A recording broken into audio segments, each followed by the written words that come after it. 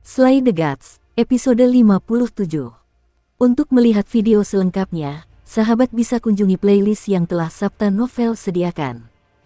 Yuk mari, kita berimajinasi bersama dan masuk ke alur ceritanya.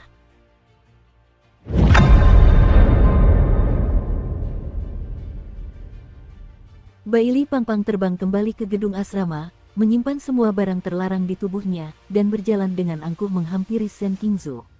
Bagaimana rasanya? Tanya Shen Qingzu. Apa lagi yang bisa kami lakukan? Tentu saja, kami sudah mengurus semuanya. Bailey Pangpang terkekeh. Dan aku bahkan menemukan tempat persembunyian benda itu. Mendengar itu, mata Shen Qingzu berbinar. Di mana itu? Lokasinya di gudang kedua di sisi timur, tapi aku takut mati, jadi aku akan menunggu kalian pergi bersama, kata Bailey Pangpang jujur. Saat keduanya sedang berbicara, pintu-pintu di sekitar mereka terbuka satu demi satu, dan para rekrutan lainnya, yang jiwanya telah kembali ke tubuh mereka, terbangun dari tidur mereka dan berjalan keluar ruangan dengan linglung. Kakak Shen, Kakak Shen. Deng Wei bergegas menghampiri Shen Qingzu di koridor. Aku mimpi buruk, aku bermimpi terjebak di langit oleh seekor laba-laba, dan sekuat tenaga aku berusaha, aku tidak bisa bangun. Bibir Bailey Pangpang melengkung ke atas saat dia bertanya sambil tersenyum, lalu, apakah kau ingat bagaimana kau melarikan diri? Deng Wei terkejut. Setelah ragu sejenak, dia berkata dengan agak ragu, sepertinya aku ingat, seekor babi betina bercahaya terbang ke langit, lalu entah bagaimana kembali. Bailey Pangpang, seekor babi betina terbang ke langit. Aku, hambamu yang rendah hati, melangkah di atas cahaya yang bersinar, memegang pedang pemutus jiwa, untuk menyelamatkanmu dari kesulitanmu yang mengerikan, namun dari sudut pandangmu, itu tampak seperti seekor babi betina yang terbang ke langit. Saat Bailey Pangpang menggertakkan giginya karena marah, Shen Qingzu mendengus dingin, menamparkan bagian belakang kepala Deng Wei, dan berkata dengan dingin, sekumpulan sampah tak berguna, jiwa mereka dicuri dengan begitu mudah. Penjaga malam macam apa mereka? Sebaiknya mereka kembali saja ke kampung halaman mereka dan bertani. Saudara Shen, aku. Deng Wei hendak berbicara karena merasa diperlakukan tidak adil, ketika Shen Qingzu menatapnya dengan tajam, memaksanya untuk menelan kata-katanya kembali. Sekarang semua rekrutan baru sudah bangun, dan ada sekitar 150 orang yang siap tempur. Kita bisa mengalahkan laba-laba itu dengan jumlah kita yang banyak, kata Bailey Pangpang dengan puas. Shen Qingzu terdiam sejenak, lalu perlahan berkata, bukan seperti itu perhitungannya. Laba-laba itu benar-benar bisa membunuh. Bailey Pangpang terkejut, bukankah kau bilang itu latihan? Namun, beberapa orang memang mengorbankan diri mereka sendiri, dan kematian mereka mengerikan. Tatapan Shen Qingzu dipenuhi dengan keseriusan.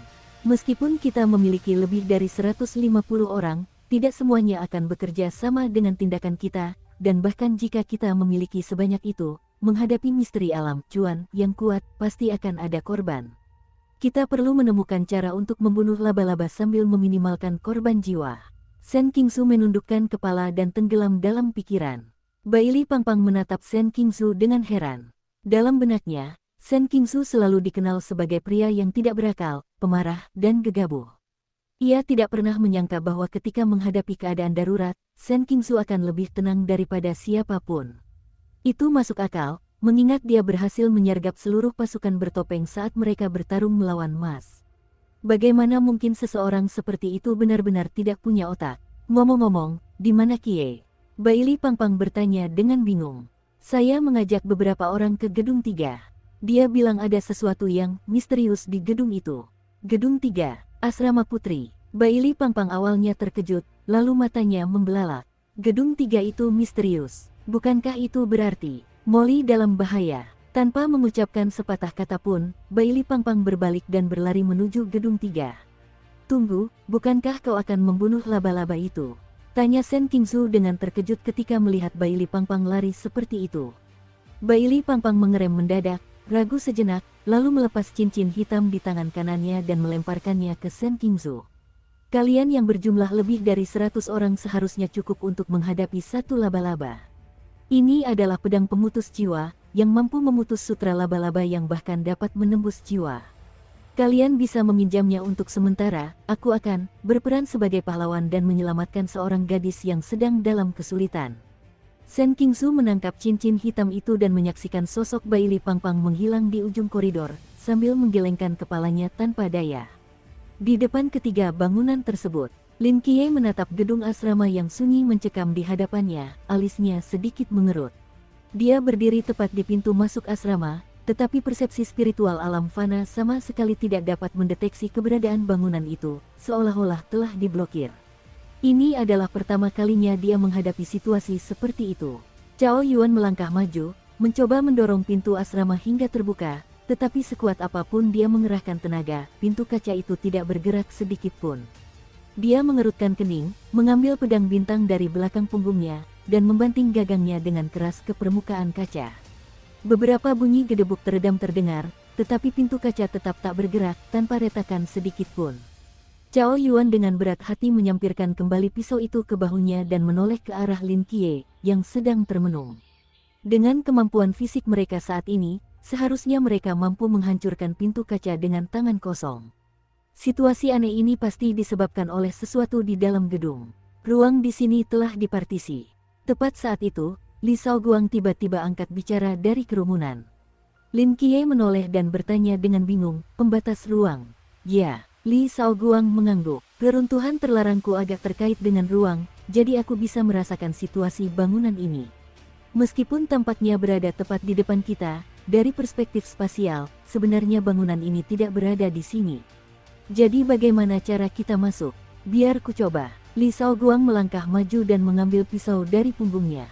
Pisau ini bukanlah pedang bintang standar milik penjaga malam, melainkan golok besar dengan rumbai merah seperti yang digunakan beberapa dekade lalu. Selain itu, Li Shaoguang sudah agak botak, jadi dari kejauhan dia tampak seperti anggota regu golok yang garang.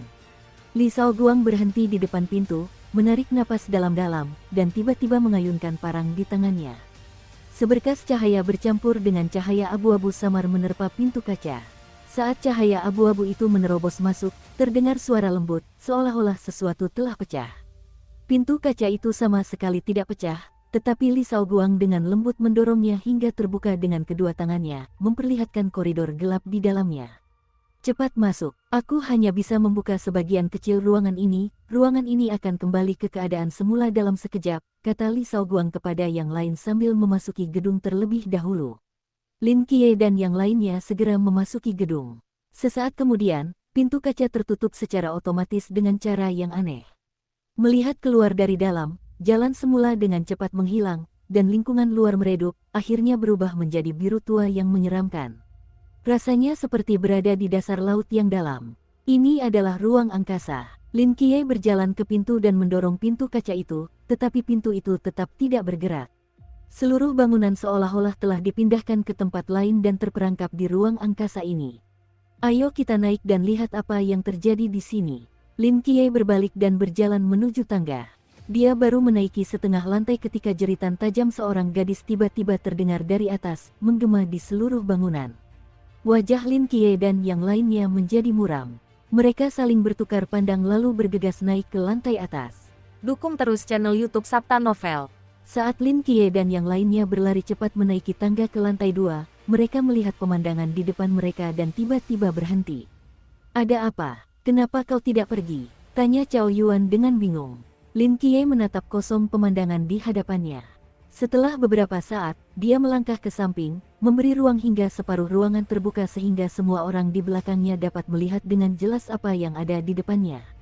Apa-apaan ini?" Li Shaoguang menatap dengan mata terbelalak, berkata dengan tidak percaya. Secara umum, tangga berbentuk spiral ke atas, secara bertahap menanjak ke lantai yang lebih tinggi. Setelah menaiki satu lantai, Anda akan sampai di lantai 2. Memasuki tangga lantai 2, jika Anda menoleh, Anda akan melihat tangga yang menuju ke lantai 3. Namun setelah semua orang menaiki tangga ke lantai pertama, yang muncul di hadapan mereka bukanlah koridor lantai 2, melainkan sebuah kamar asrama. Ya, setelah menaiki anak tangga terakhir, mereka berada di depan sebuah kamar tidur ganda biasa. Asrama itu bersih dan rapi, dengan spray dan bantal tertata rapi di atas tempat tidur. Dilihat dari produk perawatan kulit dan pakaian di atas meja, kedua gadis itu pasti sudah lama tinggal di sini, tetapi tidak ada seorang pun di asrama yang bersih itu. Pemandangan aneh ini seolah-olah tangga tersebut sengaja dibangun menuju pintu kamar asrama ini selama pembangunan, sehingga siapapun yang ingin naik ke atas harus melewati kamar asrama ini. Apakah seperti ini desain asrama putri? Tanya seseorang di kerumunan dengan curiga.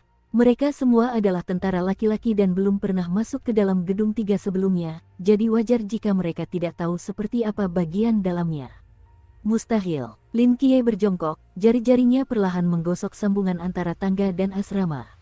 Dua ubin yang sangat berbeda itu bertabrakan dan menyatu dengan sempurna. Sambungannya terlalu halus. Meskipun para ahli konstruksi di kamp pelatihan sangat terampil, mereka tidak mungkin bisa melakukan ini. Seolah-olah seseorang memotong dua bagian terpisah dan menyatukannya. Apakah ini juga berhubungan dengan luar angkasa? Cao Yuan mengerutkan kening. Benar sekali. Pasti ada makhluk misterius di gedung ini yang mahir dalam teleportasi spasial, kata Lin Qiye dengan percaya diri. Jika saya tidak salah, tata letak di dalam gedung ini benar-benar berantakan, seperti kubus Rubik yang telah diacak. Dia berdiri, berjalan langsung ke asrama, dan mendorong pintu di ujung lainnya hingga terbuka. Di luar pintu, alih-alih balkon, terdapat koridor berbentuk T. Disebut berbentuk T karena terdiri dari dua bagian koridor yang awalnya terhubung dan kemudian disambung secara berselang-seling. Ini seperti saat kamu bermain game membangun dan secara tidak sengaja mengubah arah sebagian jalan secara tidak tepat, sehingga menjadi tegak lurus dengan bagian sebelumnya, yang terlihat sangat aneh. Cao Yuan berjalan ke jendela, tetapi tidak ada pemandangan di luar, hanya hamparan biru tua. Dia mendorong jendela dengan keras, tetapi jendela itu tidak bergerak. Apakah ini kekuatan, misteri? Ini terlalu aneh. Seorang anggota baru di antara kerumunan itu tak kuasa menahan diri untuk berseru. Karena adanya persimpangan berbentuk T, dua jalur yang benar-benar berlawanan muncul di depan, dan kelompok itu berdiri di persimpangan tersebut, ragu-ragu. Kemana arah menuju lantai atas? Li Shaoguang menggaruk kepalanya. Bagaimana kalau kita berpisah? Ada sesuatu yang misterius di gedung ini, jadi berpisah sekarang jelas bukan pilihan yang bijak. Lin Qiye menggelengkan kepalanya dan melanjutkan, jalan di sebelah kiri mengarah ke asrama lain. Di belakang asrama itu ada toilet, dan di belakangnya ada tangga yang menuju ke bawah. Yang di sebelah kanan, setelah melewati dua asrama berturut-turut, memiliki tangga yang mengarah ke atas. Kau bisa merasakan jalannya? Tanya Li Shaoguang dengan terkejut. Ya, tapi ada keterbatasannya, alat ini hanya bisa mendeteksi beberapa ruangan saja, kata Lin Qiye dengan tenang. Jadi kita harus belok ke kanan. Tidak, Lin Qiye menggelengkan kepalanya, menunjuk ke dinding di depannya, dan perlahan berkata, di balik dinding ini ada beberapa anak tangga yang mengarah ke atas, yang akan membawa kita langsung ke lantai 4. Setelah memasuki gedung 3, ia menemukan bahwa meskipun persepsi mentalnya tidak dapat menembus gedung dari luar, persepsi tersebut dapat digunakan secara normal di dalam gedung. Artinya, dari luar, ketiga bangunan tersebut tampak sebagai satu kesatuan yang terisolasi secara spasial, tetapi dari dalam, setiap ruangan letaknya tidak tepat dan tidak ada isolasi spasial di antara mereka. Ini berarti bahwa semua dinding di dalam bangunan dapat dihancurkan. Merobohkan tembok ini, ya, tapi hati-hati jangan sampai merusak struktur bangunan di sini. Meskipun ruangannya berantakan, bukan berarti pilar-pilar penopang di sini tidak berguna. Jika kerusakan pada strukturnya terlalu parah, tempat ini bisa runtuh, kata Lin Qiye dengan sungguh-sungguh. Dari kerumunan, seorang pemuda melangkah maju, cahaya abu-abu memancar dari telapak tangannya. Serahkan padaku. Dia membanting telapak tangannya dengan keras ke permukaan dinding, dan cahaya abu-abu seketika menyelimuti dinding, mengikisnya dalam waktu singkat untuk menciptakan lorong melingkar yang dapat menampung 3 orang sekaligus tanpa merusak struktur bangunan lainnya. Kelompok itu memasuki lorong melingkar secara berurutan, dengan Lin Qiye dan kelompoknya di depan. Tepat ketika kelompok itu telah melewati 1/5 jalan, perubahan tiba-tiba terjadi. Tiba-tiba, ruangan dan dinding di sekitarnya mulai bergerak secara otomatis. Jalan lurus di persimpangan T seketika hilang dan digantikan oleh kamar asrama. Tangga-tangga menuju atas di balik dinding semuanya berantakan, seperti kubus Rubik yang berputar, dan berpindah ke suatu tempat yang tidak diketahui. Pada saat yang sama, Lin Qiye, Cao Yuan, dan yang lainnya, yang baru saja memasuki bagian pertama tangga, merasakan lingkungan sekitar mereka berubah. Dinding di sisi kiri dan kanan telah berubah menjadi 2 kamar asrama kosong, tangga di depan mereka telah berubah menjadi dinding, dan koridor di belakang mereka telah berubah menjadi tangga menurun. Apa yang terjadi? Tanya Li Shaoguang dengan terkejut. Ruangannya menjadi kacau lagi. Lin Qiye mengerutkan kening, berpikir keras. Mengapa? Apakah karena tindakan kita merusak dinding menyebabkan distorsi spasial, ataukah distorsi itu berubah setiap beberapa waktu? Cao Yuan melihat sekeliling dan menghela napas pasrah, kita terpisah dari yang lain. Tidak ada yang bisa kita lakukan, tidak ada yang tahu apakah tata letak di sini akan berubah lagi. Li Shaoguang mengangkat bahu. Singkatnya, mari kita coba untuk tetap bersama dan tidak terlalu berjauhan, kata Lin Qiye dengan tenang. Jika makhluk misterius yang bersembunyi di gedung 3 hanya mampu melakukan hal ini, meskipun merepotkan, sebenarnya tidak menimbulkan ancaman yang signifikan. Area terlarangnya lebih fokus pada menjebak musuh dan tidak memiliki daya hancur yang besar. Benar sekali, selama cukup banyak orang memasuki gedung 3, menerobos dari sini hanya masalah waktu. Cao Yuan juga memahami hal ini dan mengangguk setuju. Masalahnya sekarang adalah, jika misteri ini hanya bisa melakukan sejauh ini, lalu bagaimana dengan teriakan tadi? Lin Qiye berpikir sejenak, menggelengkan kepalanya, dan terus berjalan maju. Memikirkannya sekarang tidak ada gunanya, tanpa bukti yang meyakinkan, penalaran pada akhirnya hanyalah penalaran belaka. Ketiganya melanjutkan perjalanan, melewati banyak ruangan yang tersusun dari berbagai bagian, dan setelah sekitar 5 atau 6 menit, akhirnya berhenti di depan sebuah pintu.